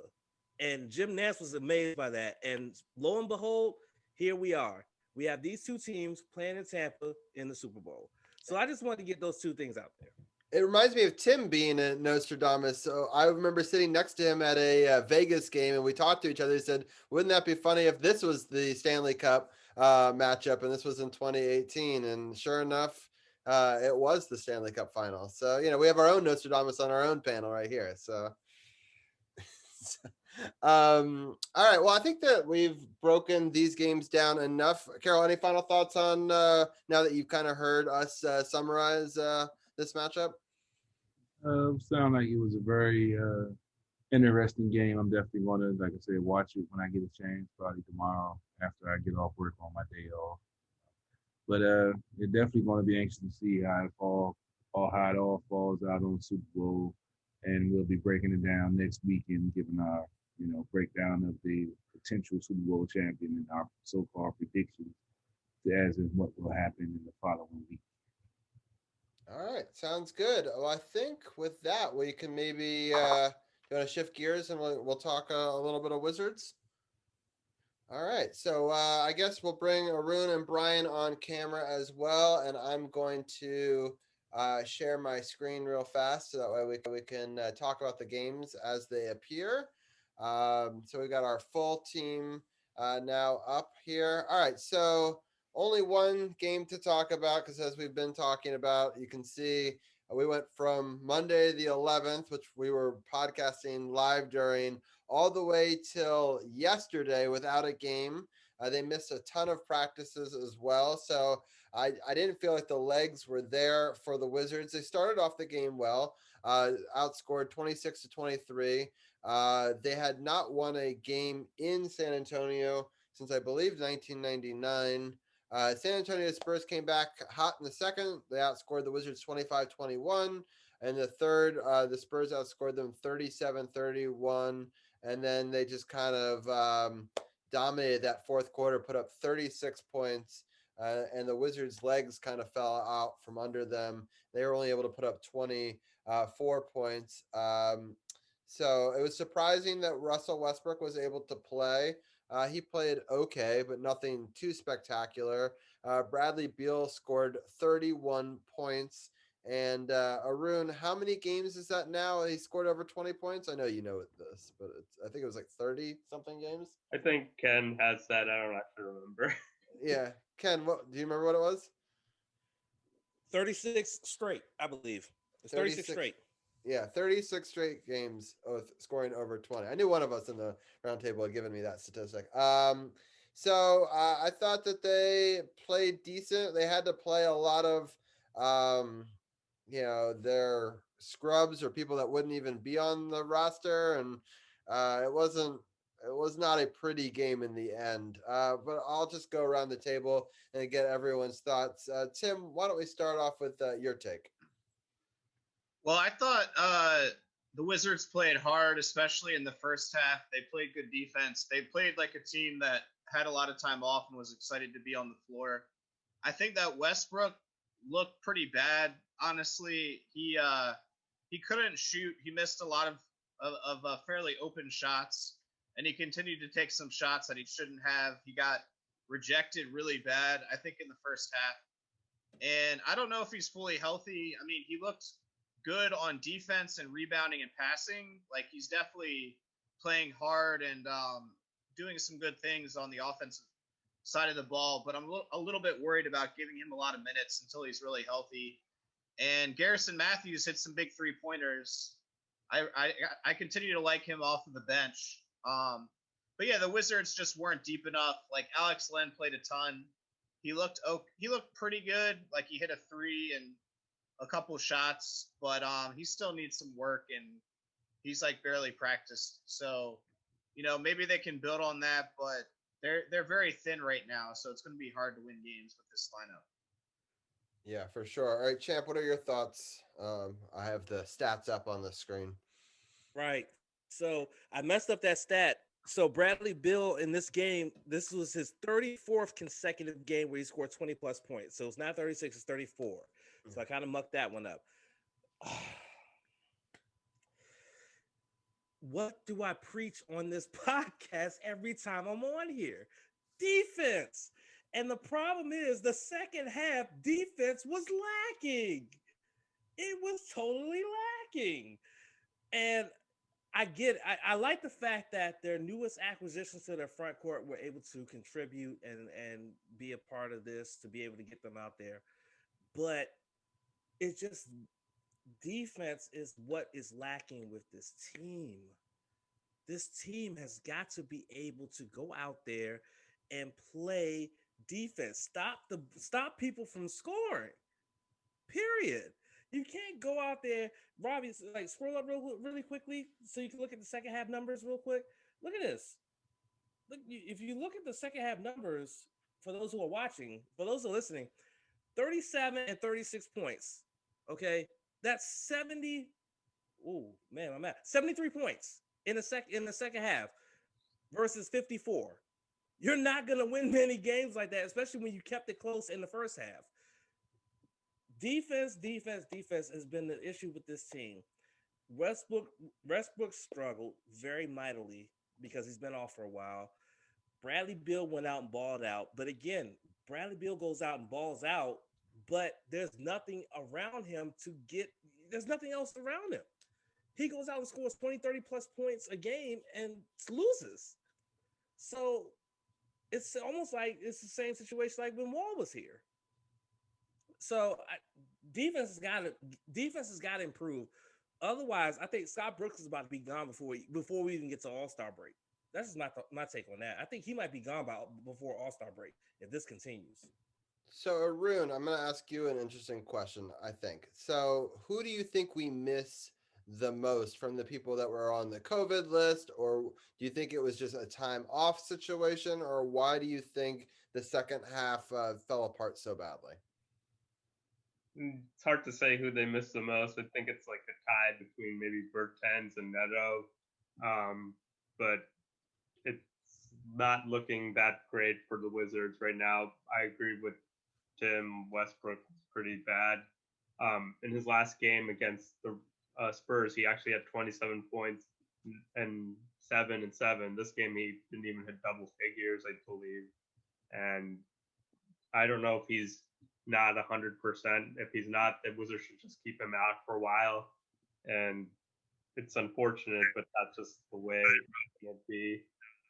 And yeah, I think the Wizards they missed a lot of people. I don't know. It's like hard to pinpoint even just one, because Garrison Matthews, he's a nice player, but they were drawing up. He was like a third option or second option on offense at the end of the first half. Wizards are lucky to only be down by 1 point after the first half, I thought, and the Spurs finally started hitting their shots and they put the game away. And as Tim said, the Spurs haven't lost to the Wizards in San Antonio since the Clinton administration. So it was going to be an uphill battle. But if Westbrook plays like that, as well as Beal played, they're going to not come up short. Right. All right, Brian, what are your thoughts on this Spurs versus Wizards matchup? Well, I'll be honest, I didn't see any of this game, but considering the fact that the Wizards are down a lot of players due to the COVID list, I guess you can take some positive away from that, but that second half just sounds awful. To give up 73 points combined in the second half, you just can't do that and expect to win in the NBA. It's just not possible. You just can't have that. I like what I saw. I like what I see from Alex Len. Looks like Alex Len had a nice debut for this Wizards team. If he can, put up minutes and provide a spark off the bench, he could be good for the Wizards. But you could tell they definitely miss Bertans and Neto, and it's going to be tough going forward until they get those players back. And yeah, what is up with Westbrook? Because that was not good. He was not good in this game at all. Maybe he is still hurt. A lot of questions for sure. All right, so I think we'll all talk about the next game, and then I'll let each one of you guys pick which one of the 3 other games you want to talk about, just for timing's sake, because I don't want to break down all 4 of this with all 4 guests, just because otherwise we're going to be here for 30 minutes. But the next one's obviously the big one because it's against the Rockets. It's at 8 o'clock. It's going to be the matchup between Wall and Westbrook, and I'm going to start off with Brian. What are your thoughts on this time where they're playing their opponent? You know. Yeah, I think this is going to be an interesting matchup. Obviously, like you said, the Wall versus Westbrook. It'll be interesting. I mean, I don't think this will say anything about who won the trade, but I do think the Rockets are obviously a completely new team after getting rid of James Harden, trading him to Brooklyn. I think this will probably the Wizards are still coming back from the COVID list. I kind of like the Rockets in this game overall. I'm happy for John Wall. I'm happy for John Wall getting this new opportunity in Houston. He gets to be the leader now that James Harden is gone. So I'm really happy for John Wall and for Boogie Cousins and some of the veteran leaders that are going to be on this Rockets team, and I think they're going to win tomorrow.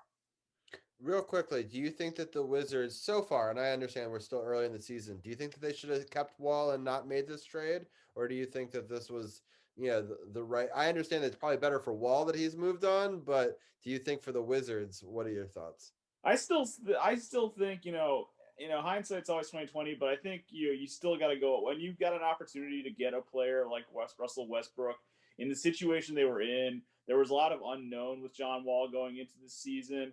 I still think that in hindsight, you'd probably make that trade, but obviously it hasn't quite worked out so far. Right. Arun, what are your thoughts on this Wall versus Washington situation? Wall for Westbrook maybe straight up and made sense, but just because of the pick that they've given up, and I don't even think Westbrook's been healthy even since they've acquired him. Maybe that's why the Rockets have been in such a rush to deal him.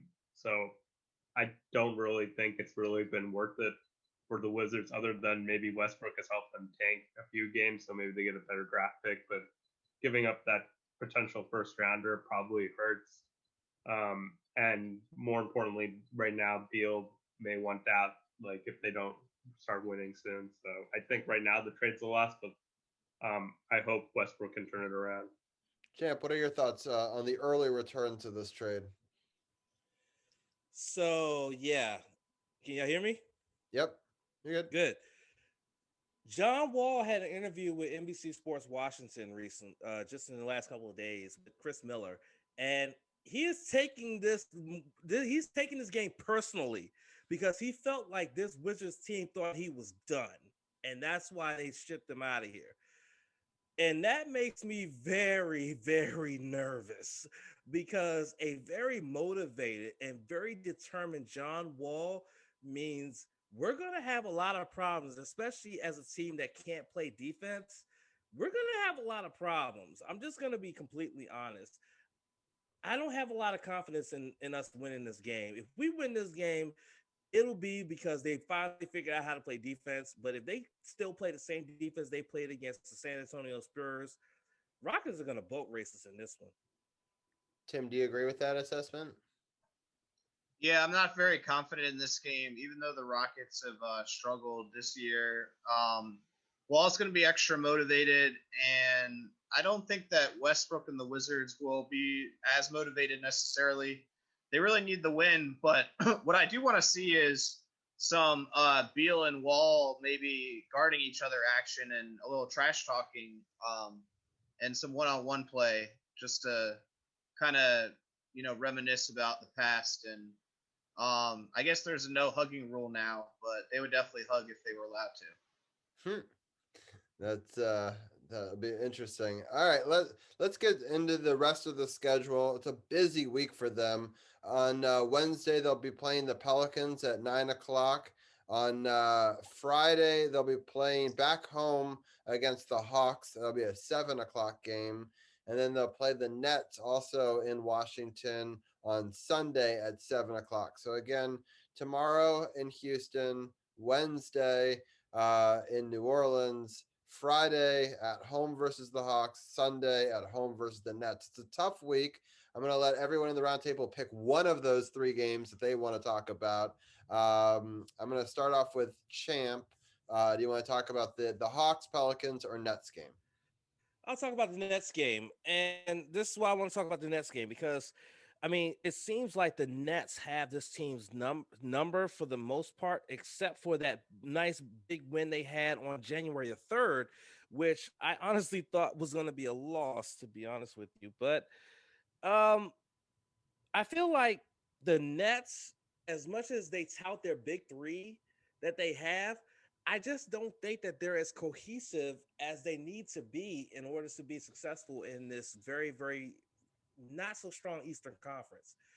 So I feel like if the Wizards can come off of these next couple of games against very tough Western opponents, I think, well, the Rockets and the Pelicans, and then can deal with the Hawks, I think that they can really sink their teeth into Brooklyn at home and really, really establish themselves and get themselves back into the hunt for the Eastern Conference. So that's the one game I feel like the Wizards can win is the Brooklyn Nets game, especially if they can get on the roll, beating a couple teams in the West and then getting that win over Atlanta. I think that this is the one where they can really continue that momentum. Sounds good. All right, Brian, which game do you want to talk about? Well, if you don't mind, I want to talk about the Nets game too. Go for it. Yeah, I just watched the Nets play the Heat, and it looks like they're coming together with their big three. When they all play on the same court together, they are a lot of fun to watch. There's a lot of drama around the team, most of it surrounding Kyrie Irving. But I think once you get past all that with the Nets, and you look at their big three, Kevin Durant, James Harden, Kyrie Irving, that is a great – they're incredible to watch when they are at their best. And we'll see if, because they don't play them every night. Durant had the night off the other night, for example. So I don't know if they're going to play this game against the Nets, but this is a different play this game against the Wizards, but this is definitely a different Nets team from when they played on January 3rd. And I think they should probably honestly take care of the Wizards pretty easily in that game. Brian just bodied me. Thank you. All right. Well, Tim, I'm going to ask you to pick one of the Hawks or the Pelicans game just so we can break down one of the other ones. Which one do you want to break down? I'll break down the Pelicans game because I think this one is probably more winnable than the Nets game. Even though the Pelicans have a ton of talent, they're only 5-10, so they've had a disappointing start. And they're a very exciting team that gets a lot of national games because they have Zion, and they have 3 Duke players, so they're easy to root against. You've got JJ Redick, Ingram, and Zion. They also have Bledsoe now, so I'm very surprised they're not better, but I do think this is one of the more winnable games for the Wizards coming up just because of their record. And but obviously they have a lot more talent than the Wizards, so could go either way. So definitely not guaranteeing a win here. Now I'm questioning whether this game is even going to happen. They got COVID too. Well, I was just reading right here that the Spurs and Pelicans game. Yeah, bring that up too. Yeah, so I was just reading this real quickly. Let's see if I can get this to go away. Oh, neither team? Wow. Neither Spurs nor the Pelicans got COVID because they have COVID, maybe because they played the Wizards recently, or maybe the Spurs have COVID, so the Wizards may not even play this upcoming game against the Rockets. Oh, man, the whole league might need to. Yeah, I saw that headline when I was clicking on these, which is good. Why I'm happy I'm clicking on them because so it'll be interesting to see if that Pelicans game even happens. So we'll have to monitor that. So obviously, if games get postponed or changed, we'll talk about that on the podcast page, facebook.com/SportsOTHP for all the latest news throughout the week.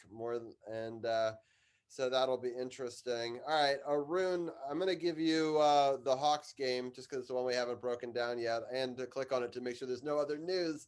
But Arun, what are your thoughts on this matchup?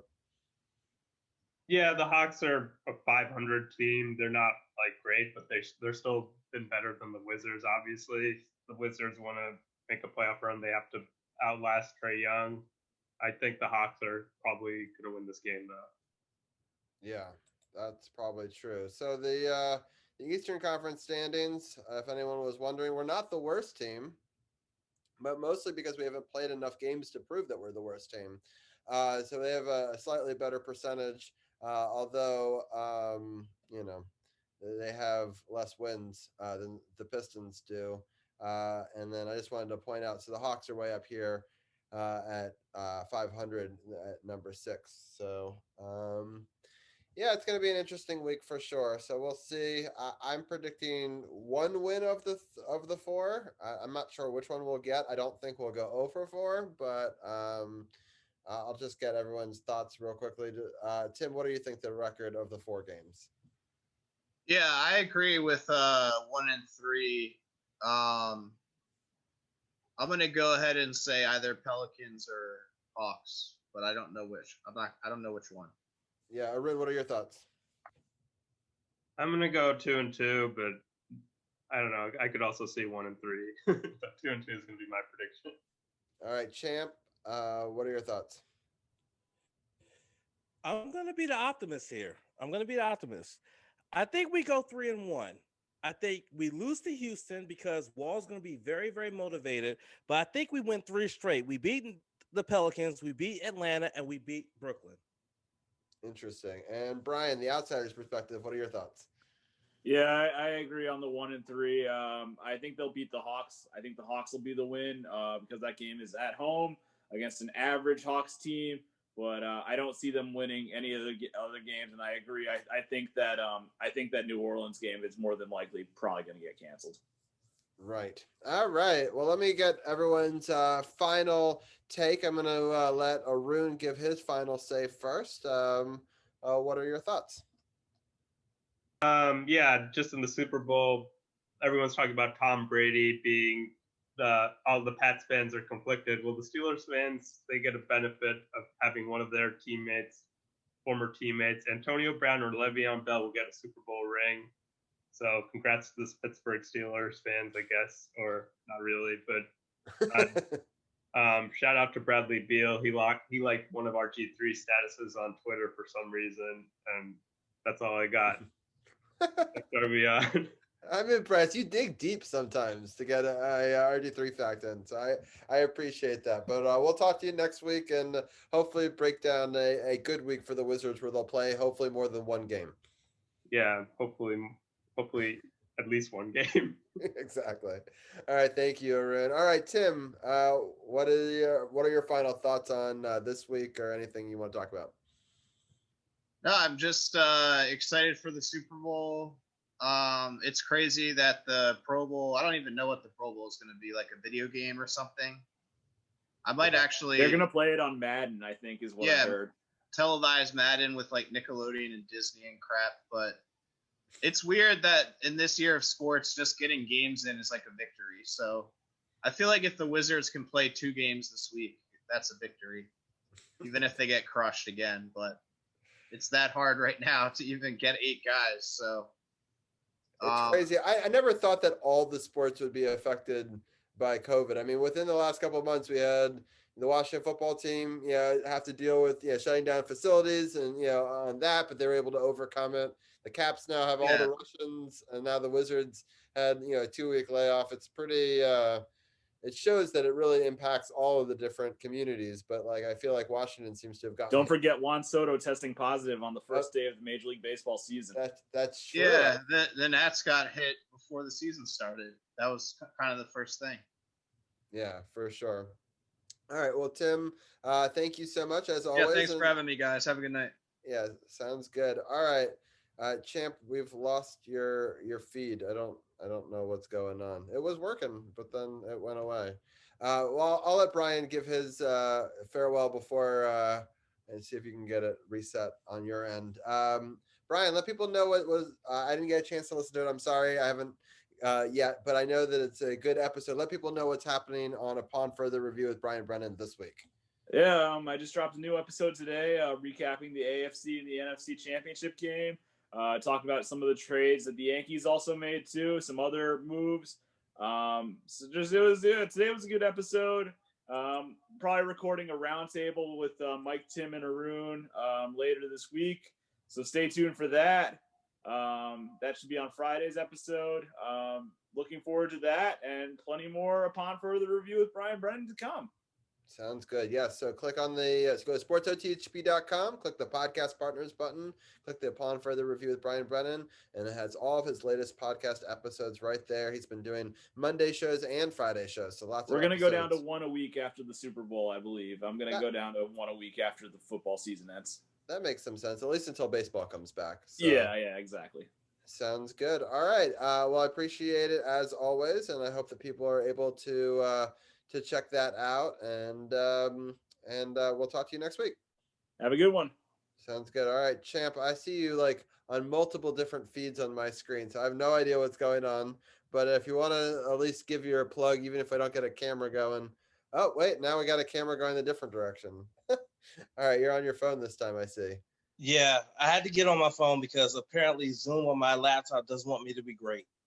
That's okay. Well, I will stop the video of the other feed, I think. Hold on, let me see. Can I all right, well, why don't you give your thoughts on or what you're talking about this week on the No Spots?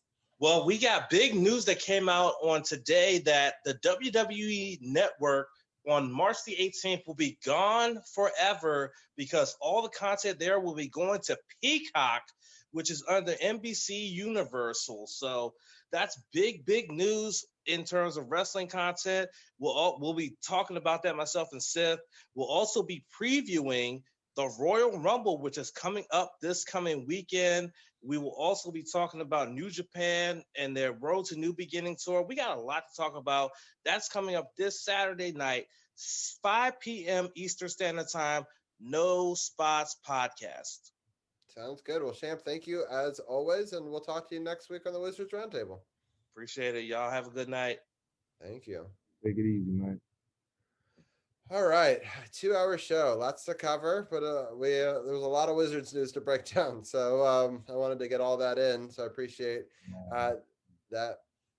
So, it's been a rough show with my graphics tonight, boy. I done had some graphic issues going on tonight, but hey, it is what it is, baby. we got it in. I'll try to do some magic and edit it all together and get some clips. My goal is to get a Caps video and a Wizards video both out tomorrow of just the clipping up of those segments. So I've got my work cut out for me in the editing studio till late tonight to make sure we get them both out because I want to have them both be available for all the Caps and Wizards fans before their games. They both play tomorrow. So that'll be interesting. So that's at least my goal. We'll see if I'm able to get that to happen. Carol, let everyone know where they could get a new or used car if they're interested in doing that. Oh, yeah, no doubt. Down at Waldorf Honda, somehow led me for a new, used, pre-owned certified Honda or anything else. We have used cars too. 2450 Crane Highway, Waldorf, Maryland, northbound side, crossing the Popeyes Road. Somehow let your boy for the best deals available. We got all the deals, we got all the cars. So come check us out. Make sure you also check out SportsOTHP.com, SportsOTHP apparel. You got rocking the Washington football team apparel. Robbie has the District of Champions on. You can always find that on the website also. Check out the SportsOTHP apparel. You saw me rocking the sweatsuit and at the bar radio. I'm going to have some more made up. Hit me up, inbox me. Make sure you check out the show. We're streaming on Facebook, Periscope, YouTube, on all podcasting platforms, most podcasting platforms, Apple Podcasts, Google Podcasts, iHeartRadio, Spotify, Anchor. So, plenty of ways to follow the best DC sports coverage you're going to get around. SportsOTHP, True Radio Network, CP3 live from the lab, Robbie G live from the Man Cave. We about to get out of here. In the show, as always, with Renegade 703. Go follow on Instagram or on YouTube. Over 500,000 streams, over 13,000 views. Money Convo. You know how we do. Coming up at you live. Check us out next week. Another great episode. Check us out this week. Supposed to have an interview. I've been busy. Haven't had a chance to do what I need to do, but be on the lookout. You might see another pop-up show this week. Appreciate all the views and the shares from last week. Had a little pop-up about the Washington football team, so who knows what we might pop up. Yeah, we didn't even break in any of the Washington football team news. I just realized the entire show, none of the new GM. We just had such a full show. I mean, we got a first African American woman coach, assistant coach. We put all that stuff up on the page, and definitely check out that pop-up show. It's got more of that news and notes in there, but definitely a lot of big moves already being made, and trying to get Ron Rivera, the GM and the executives that he needs to try to draft the players to complete this team. And they made a huge step forward this year, but I think that they could even make another big step forward next year if some of these moves pan out. No doubt, no doubt. Got so much coverage, sometimes we can't fit it into the show, so we do a pop-up show. Who knows? Never know where you might see the next one popping up at. But be on the lookout. Make sure you go follow my YouTube, Robbie's YouTube. All you gotta do is go click on SportsOTHP to send you straight to it. Go subscribe, like, share, and let folks know some real DC sports coverage out here. This is DC Sports about the politics. It's not just a catchphrase. It's not just a motto. It's what we do. CP3, Robbie G, and we out.